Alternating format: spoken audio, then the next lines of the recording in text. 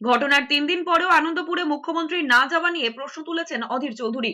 প্রাক্তন প্রদেশ কংগ্রেস সভাপতি বলেছেন, মুখ্যমন্ত্রী এসআইআর নিয়ে দিল্লি গিয়ে আন্দোলন করার সময় রয়েছে, অথচ যেখানে এতগুলি মানুষের মৃত্যু হয়েছে সেখানে যাওয়ার সময় নেই। মুখ্যমন্ত্রী নাটক করছেন, আক্রমণ করেছেন অধীর চৌধুরী।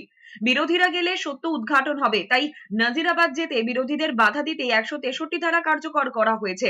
একটা গুদামের মধ্যে গরিব পরিবারের মানুষেরা রুটি কামাই করতে এসে অগ্নিদগ্ধ হয়ে পুড়ে মারা গেল। তাদের দেহের অংশ সেই মৃত পরিবারের লোকেরা দেখতে পেল না।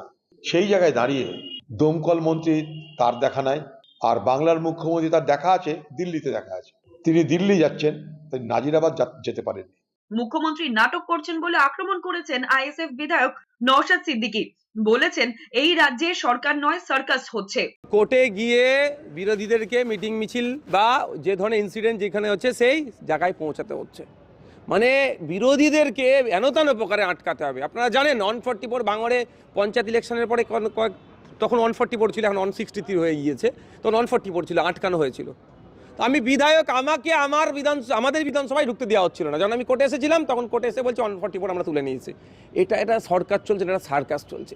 এদিকে জলাভূমি বুঝিয়ে গুদাম বানিয়ে টাকা তোলায় শুভেন্দু অধিকারীর বিস্ফোরক অভিযোগ করতেই কার্যত দায় এড়িয়েছেন ফিরহাদ হাকিম। তার দাবি, আনন্দপুর এলাকা কলকাতা পুরসভার এখতিয়ারের মধ্যেই পড়ে না। মেয়র ফিরহাদ হাকিমের দাবি, তার কাছে ওই এলাকার কোনো ম্যাপ নেই যে তিনি এর উত্তর দিতে পারবেন। এটা কলকাতায় এখতিয়ারের মধ্যেও নয়।